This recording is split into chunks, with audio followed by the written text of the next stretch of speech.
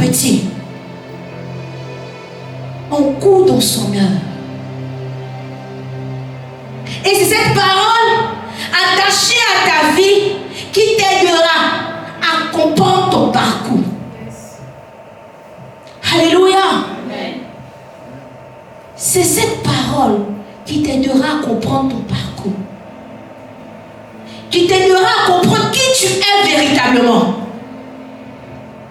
C'est cette parole qui t'aidera à accepter lorsque Dieu te dit attends. Lorsque Dieu te dit c'est pas le moment. Lorsque Dieu te dit c'est le moment. Lorsque Dieu te dit avance. C'est cette parole qui nous permettra d'accepter et d'accomplir notre destinée. Amen. Alléluia. Amen. Acceptons la parole de Dieu dans toute sa généralité. C'est ainsi que nous serons véritablement éclairés. Et c'est ainsi que tu connaîtras véritablement ton identité. Parce que lorsque tu connais véritablement ton identité, tu as la possibilité d'accomplir ce que personne ne peut accomplir. Alléluia. Amen. Tu as la possibilité de voir la main de Dieu là où personne ne voit la main de Dieu. Tu as la possibilité aussi d'être prévenu lorsque il y a des embûches sur ton chemin. Tout est dans la parole de Dieu. Tout se trouve dans la parole de Dieu. Amen. Amen. La parole de Dieu est puissante. Et elle dit, Sabrina, qu'elle est puissante jusqu'à séparer âme et esprit. Jusqu'à séparer âme et esprit. Jointure et moelle. Jointure et moelle. Et elle juge même les sentiments et les pensées du cœur. Amen. Je vais aller sur jointure et moelle. Elle est capable, la Bible dit que la parole de Dieu est capable d'aller jusqu'aux profondeurs de ton corps, jusqu'à toucher les parties qui sont strictement liées. Et jusqu'à aller toucher même les parties cachées. Alléluia. Elle est capable de séparer jointure et moelle. Pour ceux qui connaissent un peu le corps humain, ils savent que ce sont des parties du corps qui sont strictement liées.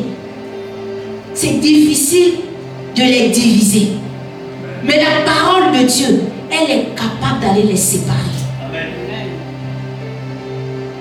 Celui qui accepte la parole de Dieu, la parole de Dieu devrait être capable de rentrer dans ton âme au plus profond de toi, jusqu'à changer quelque chose en toi. Ce n'est pas une question d'âge. Ce n'est pas une question d'ancienneté. C'est une question d'accepter la parole de Dieu. Amen. Ce n'est pas une question de dire que je suis ancienne dans le Seigneur. Non, je suis nouveau. Non. Une fois que tu as accepté la parole de Dieu, la parole de Dieu est capable d'aller là où la main humaine ne peut aller. Amen.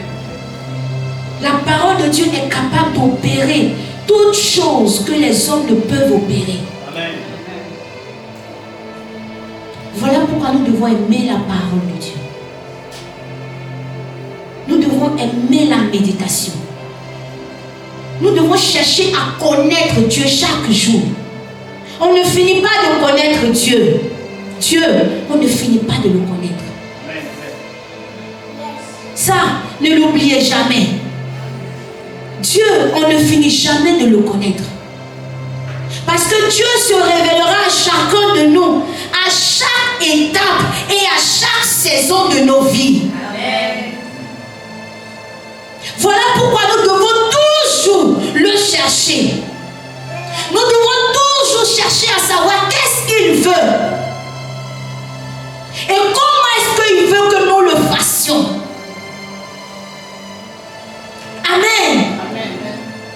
Dieu, c'est un Dieu des saisons. Dieu est un Dieu des saisons. Écrivez-le. Dieu, c'est un Dieu de saisons.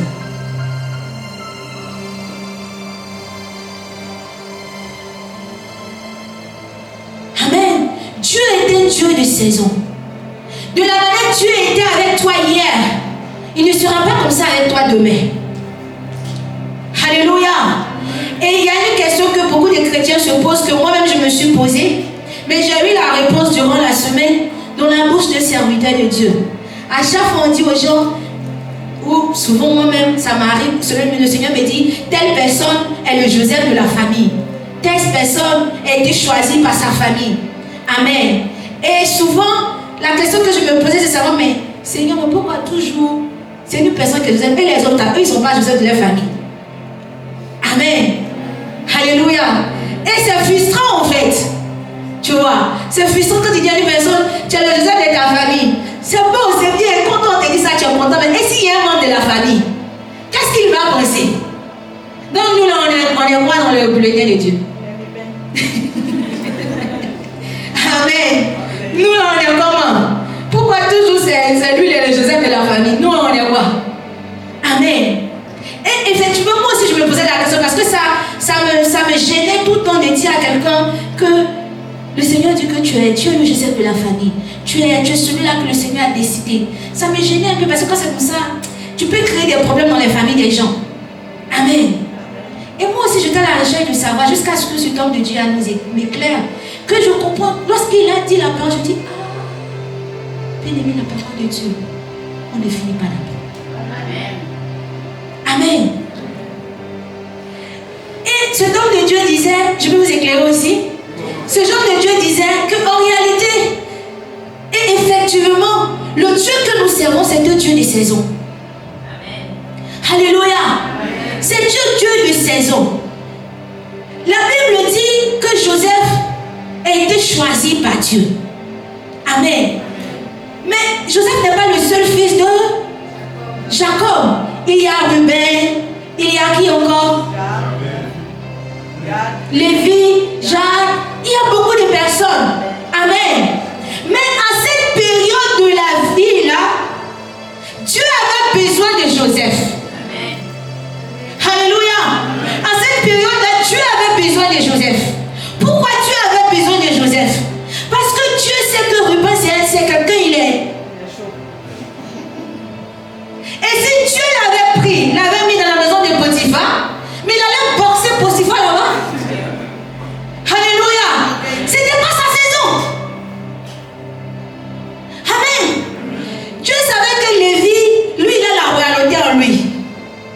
Donc si Dieu l'avait pris pour le mettre chez Potiphar, ça allait être difficile pour lui de se plier aux ordres du Potiphar. Amen. Amen. C'était pas sa saison. Et Dieu savait que Joseph, lui, étant l'enfant que son père a beaucoup enseigné, il a l'humilité en lui. Et il pouvait accepter certaines choses. Alors que Dieu avait besoin de prendre comment il s'appelle? Jacob, lorsque la famille allait arriver, de l'épargner de la famille. Pourquoi? Parce que c'était la famille qu'il avait choisie. Et la seule personne qui était capable d'accepter d'être emmenée dans la prison sans parler, d'être accusé sans parler, jusqu'à ce qu'il puisse délivrer la famille qu'il a choisie, c'était Joseph. Amen. Amen. Alors ça, ce temps-là, c'était la période de Joseph. Amen. Mais lorsqu'il est arrivé un temps où on devrait choisir un roi, on a choisi le roi dans la famille de Lévi. Hello? Amen. Lorsqu'il fallait arriver le temps de choisir un roi, on a choisi le roi dans la famille de Lévi. Pourquoi? Parce que c'était la saison de Lévi. Amen. Amen. Amen. Et je crois que chacun d'eux, ils ont eu des saisons où Dieu a pris une personne de leur tribu pour pouvoir accomplir sa parole. Amen. La parole de Dieu est à double tranchant. Amen. Amen. La parole de Dieu est à double tranchant. Elle est capable de séparer jointure et moelle. Alléluia. tu ne connais pas la parole de Dieu, si tu ne cherches pas à appliquer, à connaître davantage, à comprendre davantage, il y a certaines saisons que tu ne vas pas pouvoir capter. Amen. Tu vas passer à côté de certaines saisons, alors que Dieu est en train de faire un travail formidable dans ta vie. Alléluia. Amen. Tu vas penser que peut-être que tu es en retard, alors que Dieu est en train de te préparer une place formidable. Amen. Tu vas penser que peut-être que tu es collé, tu n'arrives pas à bouger. Mais en réalité, c'est faux. En réalité, c'est faux. Dieu est en train de faire un travail. Il faut juste reconnaître le temps.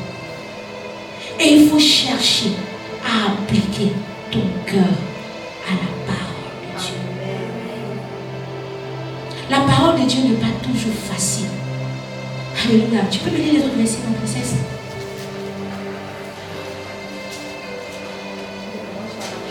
Oui, pas le premier que je te montre.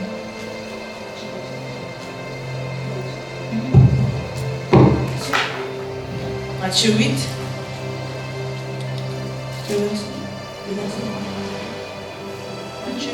Oui, oui. Les deux versets, lui, il a mis le continue. Matthieu 8. Non, Matthieu 7, verset 28. Okay. Matthieu 7, verset 28. Après que Jésus eut achevé ses discours, la foule fut frappée de sa doctrine. Si, ok. Allons-y au Acte 2, au verset. Acte 2, 37. Acte 2, 37. Acte 2, verset 37. Après avoir entendu ce discours, ils eurent le cœur vivement touché et il dit à Pierre et aux apôtres: Hommes frères, que ferons-nous? Amen. Prends-moi Apocalypse 10. Apocalypse 10 à partir de 8 à 9.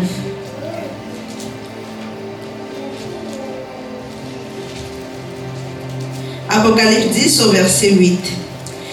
Et la voix que j'avais entendue du ciel me parla de nouveau et dit: Va, prends le petit livre ouvert dans la main de l'ange qui se tient debout sur la mer et sur la terre. Et j'allai vers l'ange en lui disant de me donner le petit livre.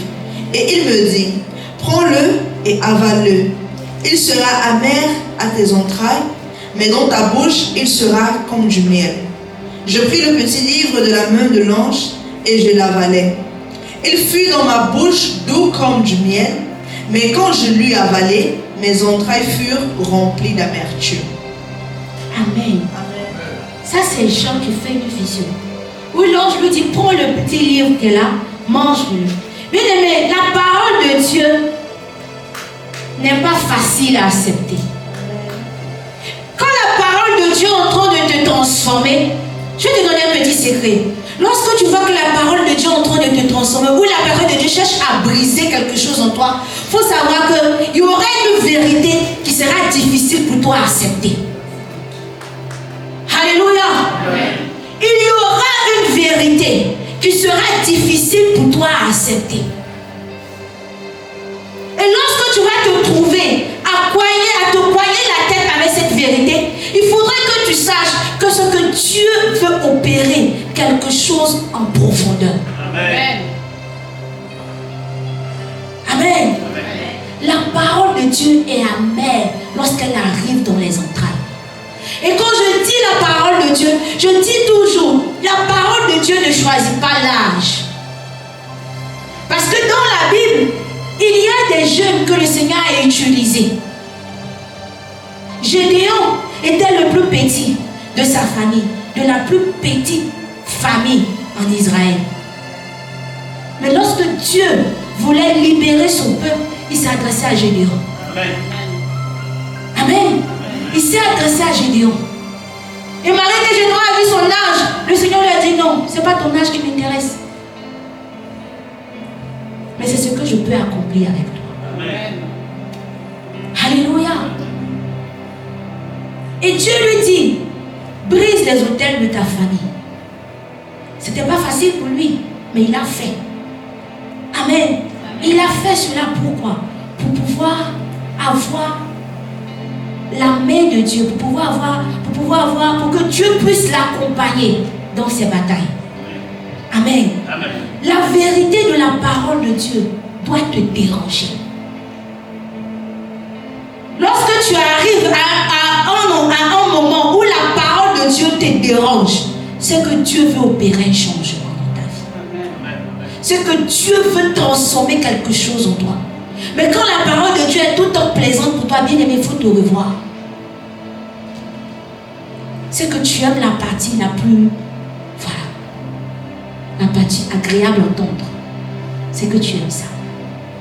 Alors que un chrétien qui est sur la voie de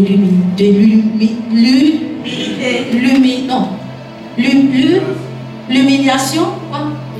Il y a mes blessés. Hein? L'illumination, ouais, il y a mes blessés. Amen.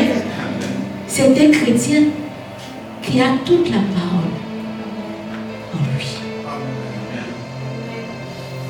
Et Jean dit, lorsqu'il m'a dit de prendre ce livre, lorsque je l'ai mangé, il était doux dans ma bouche. Mais lorsqu'il est arrivé dans mes entrailles, il est devenu amer. Lorsqu'on te dit Dieu va te bénir, Dieu va t'élever, tu es heureux. Mais avant qu'il te bénisse, avant qu'il t'élève, il y a certaines choses qu'il va te demander.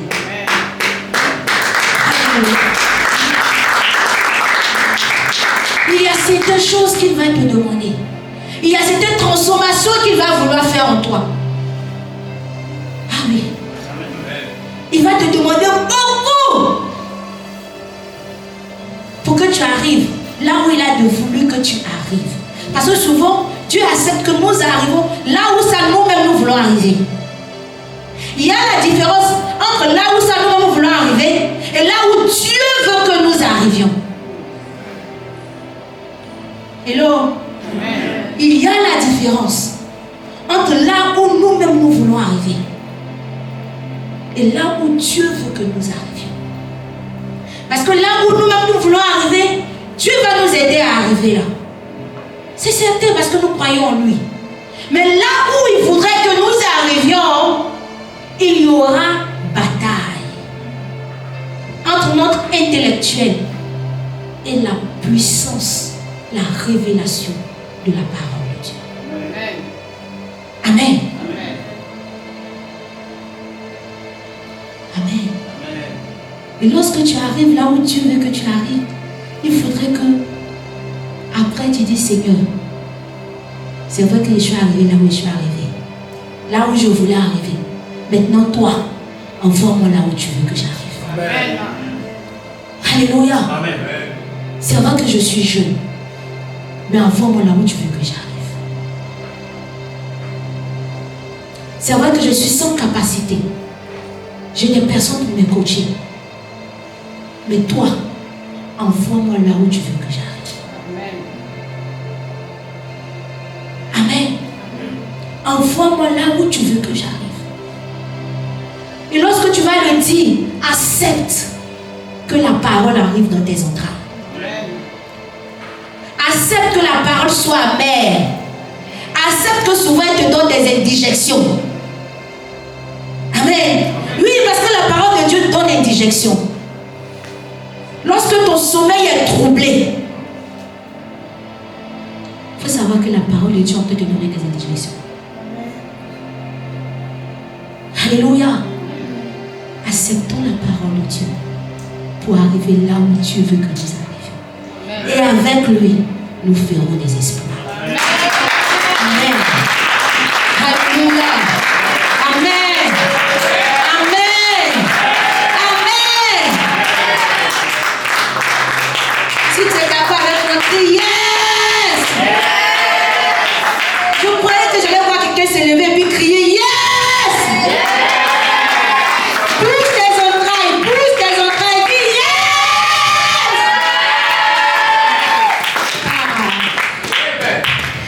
Je ne sais pas si tu sens, je ne sais pas si tu sens comme moi. Amen.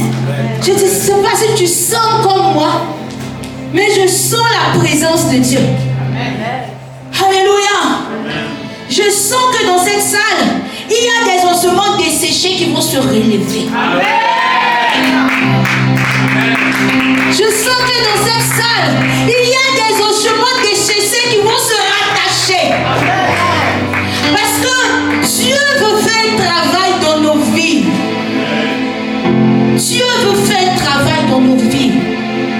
Dieu veut nous emmener là où on ne pensait pas y arriver. Dieu veut nous faire sauter d'étape. Dieu veut que nous arrivions en profondeur. Écoute, Dieu s'en fout que tu comprennes ou pas. Mais seulement que tu lui dis, Seigneur, je veux. Je veux. Je veux. Dieu est un Dieu des saisons. Et la même parole de Dieu qui t'a aidé hier peut-être à avoir une victoire, il t'aidera cette année à avoir quelque chose de plus grand. Parce qu'elle a double tranchant. Elle a double tranchant la parole de Dieu. Tout dépend de comment tu prends. La soeur disait, la modératrice disait, peut-être que j'ai même prêché, peut-être même que j'ai même lu ce verset hier. Amen.